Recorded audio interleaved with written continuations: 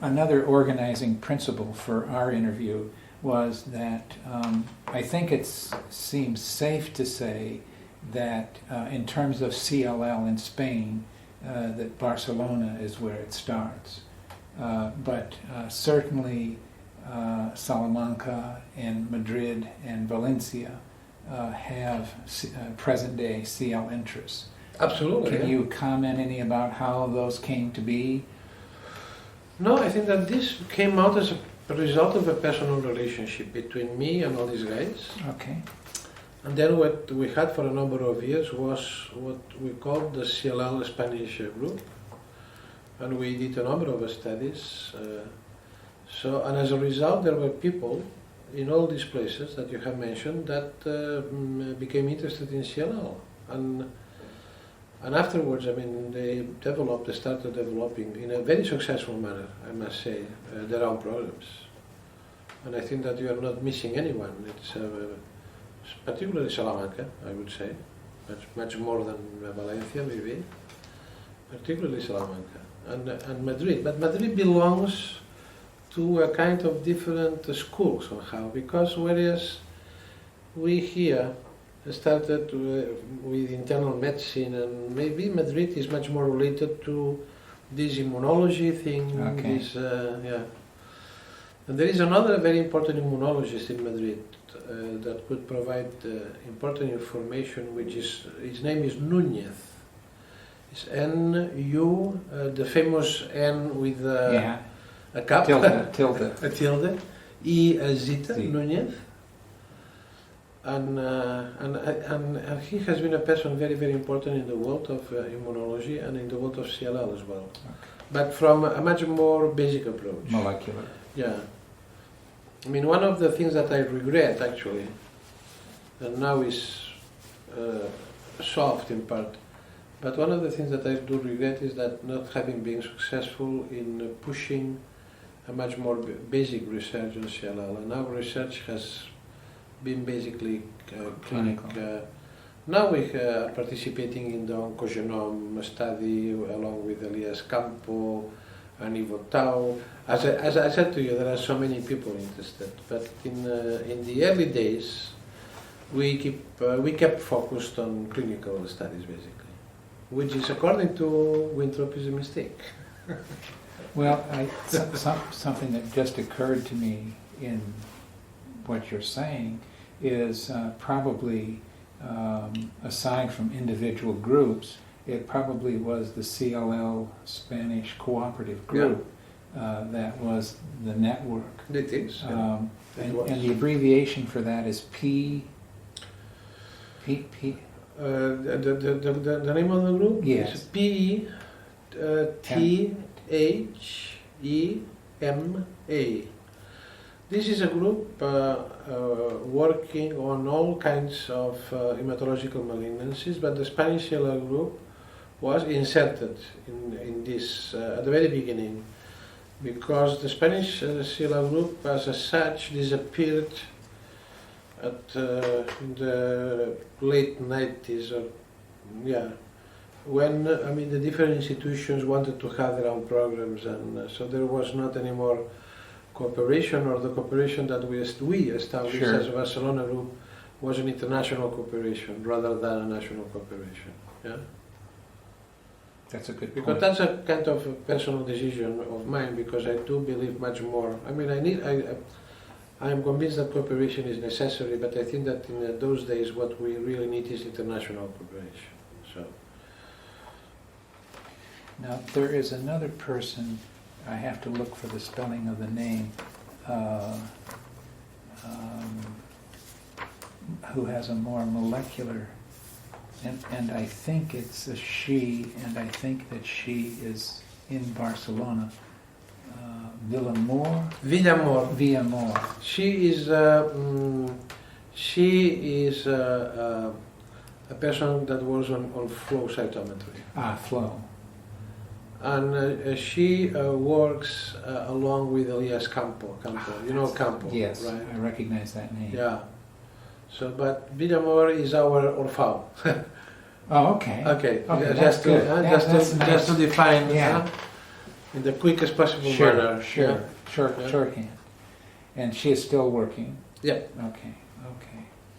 Well, I think that we have covered the history of IWCLL, which was, I think, an important thing, and the history in Spain of CLL. Where will the next workshop be? Houston. Oh, so Keating will be heading up that way. And in terms of cooperative groups, international versus national, makes me think of the CRC in the U.S. Versus ERIC. Yeah. What can you tell me about ERIC? Well, ERIC was created something like 6-7 years ago. I am the current chairman of the group. And I think it's there are a number of important differences between ERIC and CRC. CRC has a blood cell bank, and ERIC doesn't. And CRC has performed a number of clinical studies, clinical trials, which is not the case of ERIC. ERIC is much more concentrated in, if I can say so, basic science. And now we are trying to promote and to give more emphasis to clinical studies. One of the reasons, I mean, this has not been done as yet is because the different cooperative groups for clinical trials in Europe are very, very powerful. The German, international. They are basically international. So, but still, I am convinced that for, let's say, some particularly phase 2 studies, I mean, to have a kind of virtual phase 2 study center in which all the groups can participate, and so this is one of the goals, yeah. But it's funny, it's IWCLL is a group of friends. I mean, actually there is no structure. Then you have the CLL Global Foundation, which is based in America, which is my Keating project. You have the CRC, again in America, which is my understanding, which is basically the leading person is Tom Gibbs, I think. That's my feeling. And then you have the cooperative groups, which are probably, well, you know them much better than me, but they are probably not as active as the European groups are. And in Europe, what we have is ERIC. I mean, I defined a little bit ERIC a minute ago. And then we have these very, very strong cooperative groups, the German, basically the German. I think that the dominant group is the German, and we are doing now many studies with the Germans, and Michael Halleck deserves a lot of credit for the effort and for putting all of us together, and so he's leading and a strong personality. Well, you know him very well. Yes, yes. Actually, when Dr. Halleck visited the NIH about a year ago, I was able to conduct an interview with him similar to this one, and I've made a copy of his interview and gave it to him. And when I recently met Dr. Rai, I wanted to give him a copy because Dr. Halleck is very appreciative of what you spoke about earlier, about the core friendship. He was so impressed by that core friendship because it was extended to him. And he attributes that to the beginning and success of the German CLL study group. Well, I mean, it's. I think that maybe, I mean, it's too modest from the side of Michael Halleck. I think that Michael Halleck would have succeed anyhow. I mean, I'm sure of that. So, but at the same time, I mean, he asked for the support of the IWCLL, and he built up a kind of, let's say, consultant committee or advisory board or whatsoever. And it was basically people from the IWCLL. And Michael, when he was still in Munich, he organized, and he was not yet full professor of medicine, he organized a number of meetings in nearby Munich in a monastery that's and he invited us, and yes, I mean, somehow, I mean, he had our blessing to say Sure, so, sure. to say so. But still, I mean, he would have been, he's a successful person. I mean, it's because he is a very hard worker. And now it's a little bit the opposite. I mean now he's taking the lead of the IWCLL.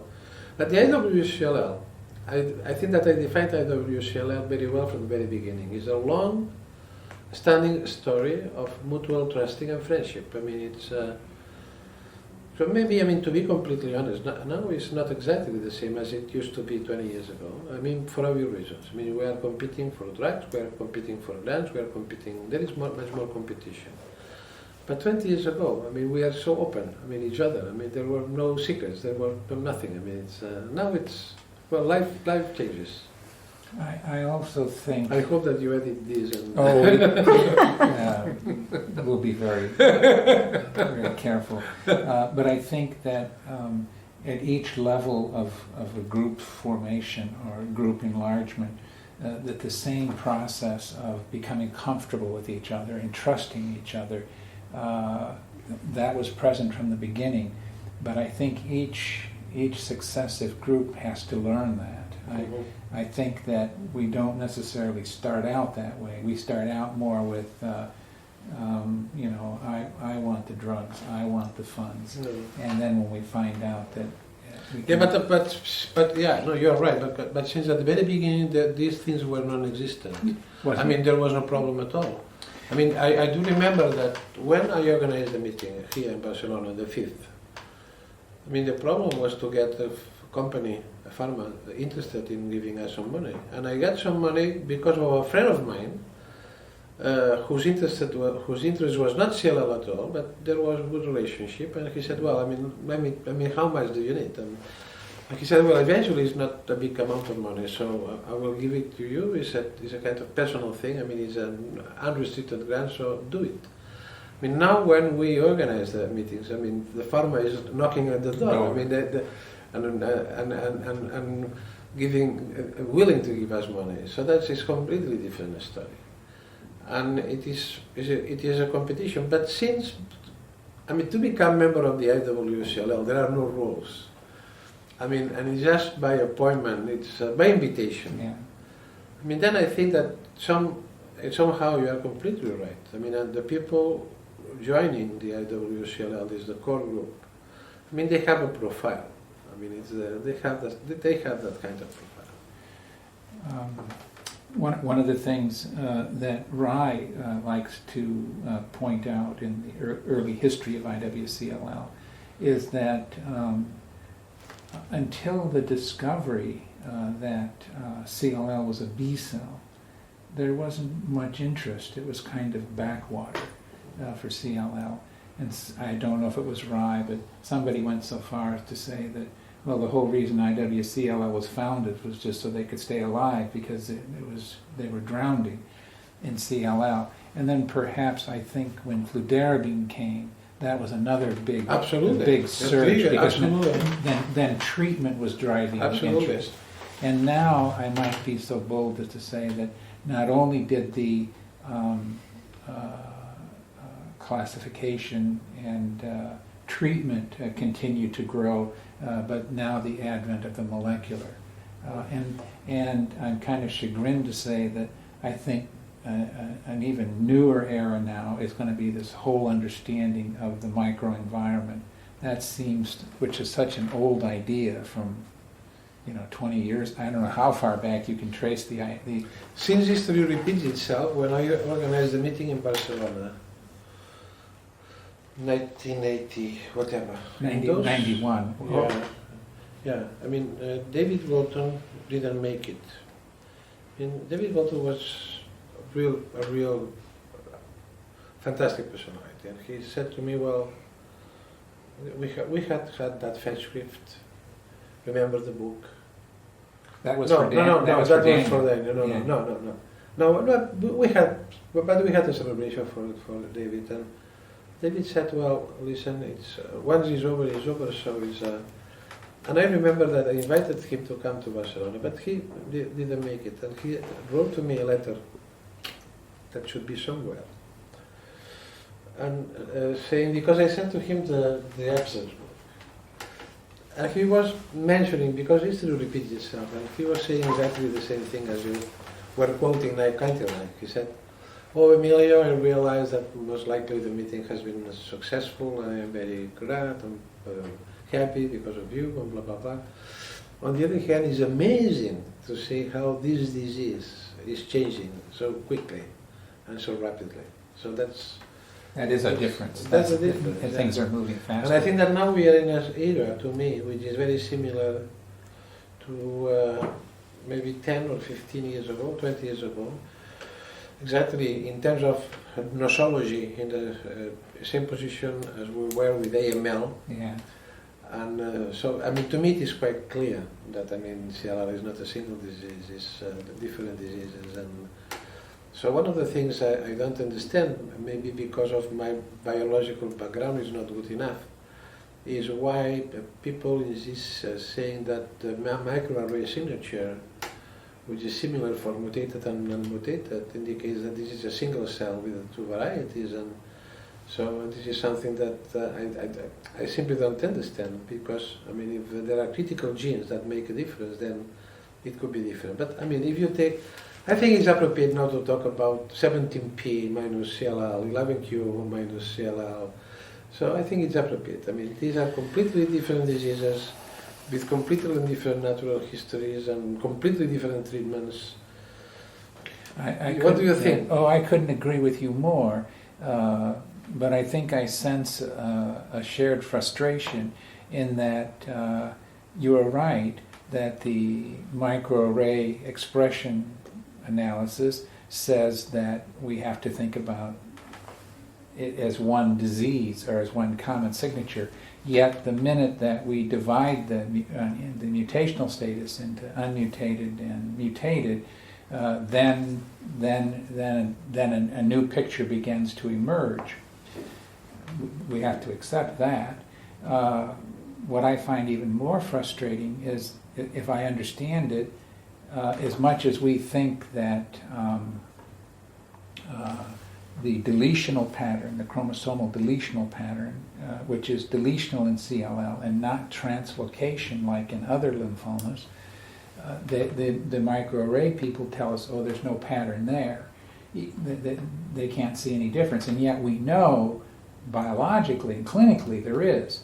So I suspect that once we make the mutation and unmutated split, we then have to decide about whether or not the chromosomal differences will express itself along those lines. And there's also a new bevy of prognostic markers post-ZAP70 that I think are coming on the scene, but how to use them, maybe not even necessarily how to use them clinically, but how to understand them and interpret them in terms of different biological subgroups. I don't think that's clear yet either, or at least in my mind.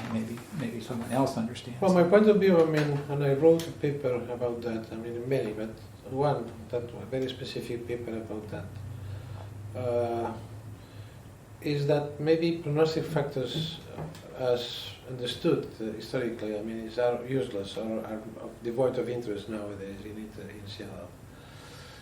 I mean, if we have the prognostic factors at diagnosis, and those are only useful, I mean, to have an idea of how frequently you have to see your patient. That's period, no more than that. And what is very important, it's to have good biomarkers to predict response to therapy. I think this is what it really makes the difference. So back to CLL people and core group and the definition and what is the common background of these persons. I would also say, and I wouldn't sound to be as an arrogant person, which is, I think that all of them somehow they try to understand. So I will clarify a little bit what I meant to say.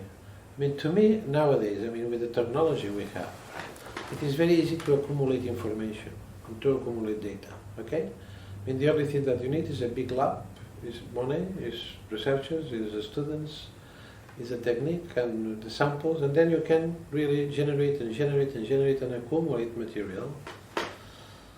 But this is one thing, and the other thing is really to understand what's going on, and which is completely different to me. So most of the stuff I received for review. I mean, to me, it's completely nonsense. I mean, you eventually accept it because it's part of the game and it is part of how the science is built up. That's for sure. But most of this stuff doesn't contribute to a real understanding of the disease. That's my personal bias. Doesn't contribute to a real understanding of progress of the disease. There are very, very few things. But that's my particular bias. Well. Differences between, I think that you and I already spoke about that when we met in Bethesda, about differences between, maybe these differences are much clear-cut in using Spanish words, between knowing and understanding. And so we have in Spanish a word which is comprender, which is comprehensive. I mean, it's the same thing, but comprender is when you make something alien, you incorporate this into you. I mean, and you really know, and that's why the clinical judgment continues being important and improves. And improves, yeah.